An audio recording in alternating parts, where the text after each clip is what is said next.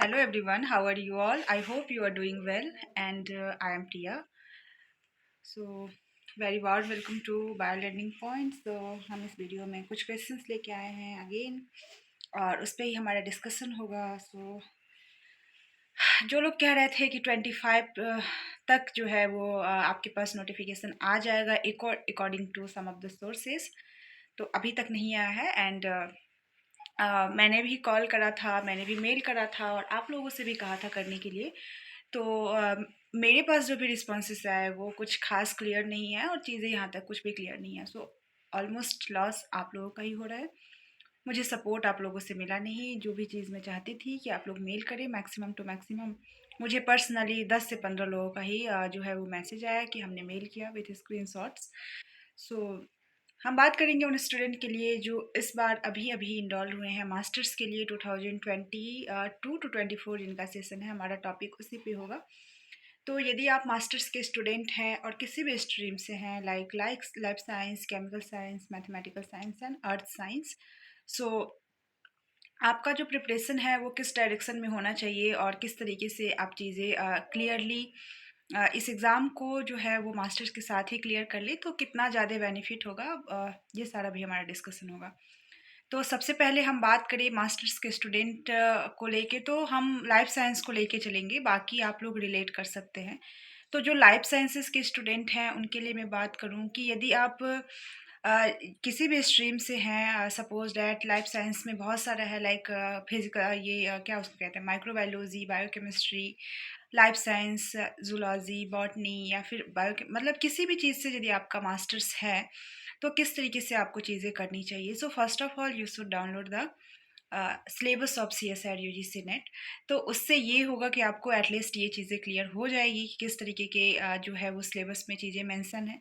और उस सिलेबस को आपको ये करना है कि आपकी जो यूनिवर्सिटी का सिलेबस है, कॉलेज का सिलेबस है, उससे आप उस सिलेबस को मैच करेंगे कि कितने परसेंट जो चीज़ें हैं वो मैच हो रही हैं, कितने परसेंट चीज़ें आपका कॉमन है विद द CSIR सिलेबस।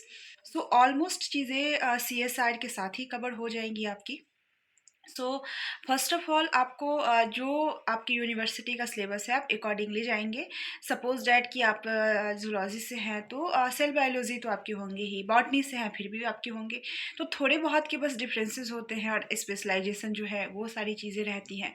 तो आई वुड सजेस्ट कि आपको चीज़ें इस तरीके से करनी चाहिए कि सबसे पहले आपका मास्टर्स कवर अप हो जाए, क्योंकि उसके लिए आपको स्पेशली टाइम ना देना पड़े। ओके, एंड देन उसके बाद आप न्यू टॉपिक को टच करें। सपोज डैट कि आप जो है वो प्लांट बायोलॉजी से कर रहे हैं अपना मास्टर्स, तो एनिमल को अभी टच ना करें, पहले प्लांट को कंप्लीट कर ले। उससे ये फ़ायदा होगा कि आपका यूनिवर्सिटी का एग्ज़ाम के लिए प्रिपरेशन हो जाएगा। जब वो सारी चीज़ें कंप्लीट हो जाएंगी तब आप स्विच करेंगे जो भी आपके सब्जेक्ट से रिलेटेड चीज़ें नहीं हैं उस पर।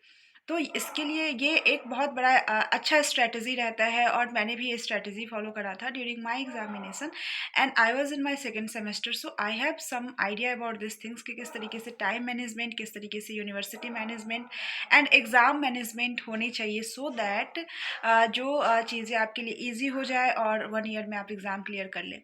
तो जो अभी न्यूली इनरोल्ड स्टूडेंट है CU सेट के थ्रू आपने एडमिशन लिया होगा या फिर IIT एग्जाम के थ्रू आप किसी न किसी IIT में होंगे, सो नेक्स्ट CSIR जो है वो आप दे सकते हैं। नेक्स्ट CSIR में बहुत स्टूडेंट ऐसे हैं जिनकी जो प्रिपरेशन है ऑलमोस्ट हो चुकी हैं, बहुत ने अभी स्टार्ट भी नहीं करा है और बहुत स्टार्ट कर चुके हैं। तो आप किस कैटेगरी में है वो चीज़ें आप जानते होंगे, और यदि आपने स्टार्ट नहीं करा है तो आपको स्टार्ट कर देनी चाहिए। उससे ये फ़ायदा हो जाएगा कि आप अभी से यदि चीज़ें करते हैं और बाद में आपको स्टार्ट करने की ज़रूरत फिर से नहीं पड़ती कि नेट के लिए हम स्पेशली पढ़ते हैं। और बच्चों का ये कहना रहता है कि अभी हम मास्टर्स कर ले फिर हम स्पेशली प्रिपरेशन स्टार्ट करेंगे, तो ऐसा कुछ स्ट्रैटेजी नहीं होना चाहिए। और दूसरी चीज़ कि बहुत सारे इंस्टीट्यूशन हैं, कहाँ से हम ज्वाइन करें, कौन सा ऑनलाइन कोर्सेज अच्छा होगा। तो प्रमोशंस तो यहाँ पे मैं करूँगी नहीं किसी भी चीज़ की, तो आप लोग अकॉर्डिंगली देख सकते हैं कि जिनके भी चीज़ें ठीक ठाक है आप वहाँ पे ज्वाइन कर ले। तो ये तो उन लोगों के लिए हो गया चीज़ें जो बिगनर्स हैं। अब मैं रिपीटर्स की बात करूँगी कि जो 2-3 बार से नेट दे रहे हैं, बहुत सारे ऐसे लोगों को मैं जानती हूँ। तो उन लोगों को अपना स्ट्रैटेजी थोड़ा बहुत चेंज करने की ज़रूरत है कि आप किस तरीके से पेपर अटैम्प्ट करते हैं, आपकी क्वेश्चन प्रैक्टिस में किस तरीके की जो है वो परेशानियाँ आ रही हैं। इट इज़ जस्ट बिकॉज़ कि हम सिलेबस को ऑलमोस्ट तो हम करके ही जाते हैं। हमारा यदि हम किसी से पूछें कि आपने कितने यूनिट किए हैं, तो उनके पास ये चीज़ें तो रहती हैं कि हमने इतने यूनिट कर लिए हैं, हमारा इतना चीज़ हो चुका है। लेकिन यदि हम बात करें उनसे कि क्वेश्चंस आपने कितने किए, तो क्वेश्चंस वो करते ही नहीं हैं। जब तक आप क्वेश्चन नहीं करेंगे तो आपको कैसे पता चलेगा कि जो किस तरीके की चीज़ें एग्ज़ाम में आएँगी। और दूसरी चीज़, मैक्सिमम स्टूडेंट पीवाईक्यूज़ सॉल्व करके चले जाते हैं। पीवाईक्यूज़ में कितने क्वेश्चन कवर अप हो जाएँगे आपके? आई रिमेंबर कि मैंने 12,000 क्वेश्चन सॉल्व करे थे। तो उस तरीके से यदि आप चीज़ें करते हैं, आप उतना नहीं, उससे ज़्यादा, उससे कम, वो आपके ऊपर है। लेकिन एटलीस्ट आप क्वेश्चन सॉल्व करेंगे तो चीज़ें ये तो पता चलेंगी ना कि इस तरीके की चीज़ें आ रही हैं, इस तरीके की चीज़ें हो रही हैं, या इस तरीके से जो क्वेश्चंस हैं वो फ्रेम होके आएँगे। तो ये एक बेस्ट स्ट्रैटेजी होता है। पार्ट ए के लिए भी आपको अकॉर्डिंगली प्रिपेयर करना चाहिए। लाइफ साइंस वालों का कहना रहता है कि हमारा पार्ट ए अच्छा नहीं है। अच्छा नहीं क्या होता है मुझे समझ में नहीं आता, क्योंकि उसमें ऐसा नहीं है कि आपको एसएससी बैंकिंग लेवल के क्वेश्चंस पूछ रहे हैं, वो लोग बहुत बेसिक पूछ रहे हैं। यदि आप उसको ध्यान से पढ़ के जाते हैं, ध्यान से उसको देख के जाते हैं, तो आप इजीली उसे कर सकते हैं। तो ये सारा चीज़ भी आप मेंटेन करके रख सकते हैं, पढ़ सकते हैं। So thank you so much guys for watching this video. और एग्ज़ाम डेट की बात करें, नोटिफिकेशंस की बात करें, तो आप लोगों का सपोर्ट मिल नहीं रहा है, तो हम क्या ही कर सकते हैं। अकेले तो कुछ होगा नहीं, इतना बड़ा एजेंसी है, इतनी बड़ी चीज़ें हैं। और बाकी जो भी सो कॉल्ड इंस्टीट्यूशन है, मुझे नहीं लगता है कि उन्हें इन चीज़ों से थोड़ी सी भी समझ में आ रही है चीज़ें, कंपेयर वो कर रहे हैं, अदरवाइज वो भी आगे आते। So stay connected with me. Thank you so much guys. Love and peace from me to